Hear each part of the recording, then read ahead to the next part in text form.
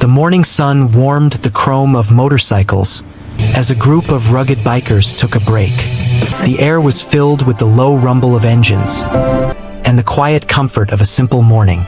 But that peace was about to be shattered by a sound that would change everything. A child's terrified scream cut through the noise. Every man froze, searching for the source of the cry. Then they saw her, a little girl running desperately. Her small feet stumbled on the loose gravel. Tears streamed down her face, cutting paths through dirt. She was running straight for the last people you'd expect. She didn't see tough guys or scary strangers. In that moment, she only saw possible heroes. She skidded to a halt in front of the largest man. Her tiny chest heaved, trying to form the words. "Please," she gasped, her voice cracking with pure fear. "You have to help me.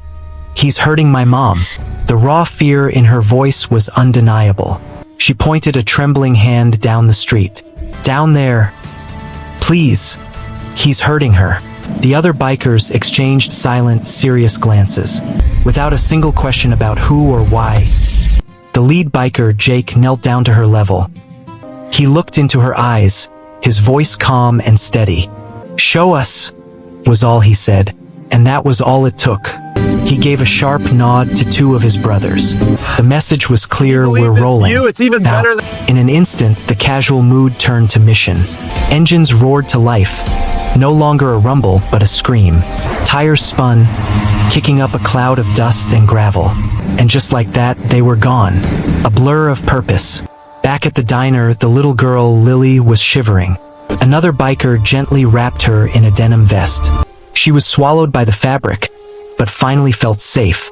Her wide eyes were locked on the road they had taken. Her entire world now depended on these strangers. Meanwhile, the three bikes ate up the pavement.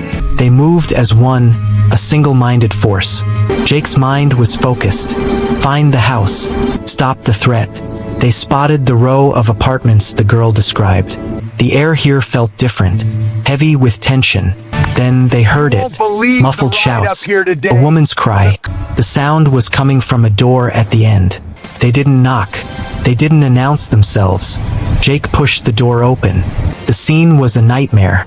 A man, wild-eyed and furious, had a woman cornered. He was shouting, his fists clenched, ready to strike. Sarah's face was already bruised, her eyes full of terror. There was no time for words, only for action. In 3 swift strides, Jake was across the room. He grabbed the man's wrist, stopping the blow mid-air. The man struggled, but he was no match for their strength. It wasn't a fight. It was a swift, decisive end. The rage in the room was replaced with stunned silence. Jake turned to the woman. His voice was surprisingly soft. "Are you okay?" he asked, his voice an anchor in the chaos.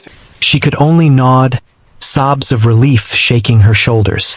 Outside, the welcome sound of sirens grew closer. The bikers didn't run. They stood their ground, calm. They had done what was right. They had no fear. When the police entered, they assessed the scene. We're here to help. Sarah stepped forward, explaining what had happened. The man was her ex, who had tracked her down. The police led him away in handcuffs, without a struggle. As the chaos faded, a little figure appeared at the door. Lily's eyes scanned the room, finding her mother. Then she saw Jake, her hero, and she ran to him. She wrapped her small arms tightly around his leg. Jake looked down at the little girl clinging to him. He placed a gentle hand on her head. "You did good, kid. You were so brave. You saved your mom today." Lily looked up, her face finally free of fear. In that moment, she wasn't a victim. She was a hero. The ride back was quiet, the morning sun now high. A small crowd had gathered, waiting for their return. When they saw Jake carrying Lily, a hush fell. They saw Sarah, bruised but safe, walking behind them. The relief in the air was palpable. A battle won.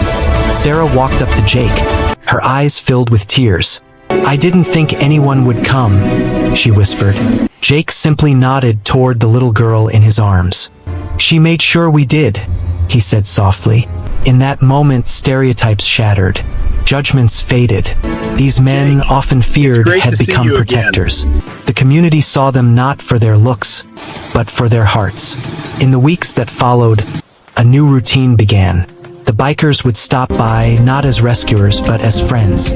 They brought groceries, fixed a leak, offered quiet support. They had become an unexpected, extended family. Lily, in particular, had formed a deep bond with Jake. One sunny afternoon, she had a gift for him. She held out a crayon drawing, her face beaming with pride. "This is you saving me and Mom," she announced. Jake took the drawing, his hands looking huge against it. He looked at it for a long, quiet moment, deeply moved. Then, he carefully folded it and tucked it into his vest. "I'll keep this with me always," he promised her. It was a simple drawing, but it was a testament. A testament that the toughest hearts often hold the deepest kindness.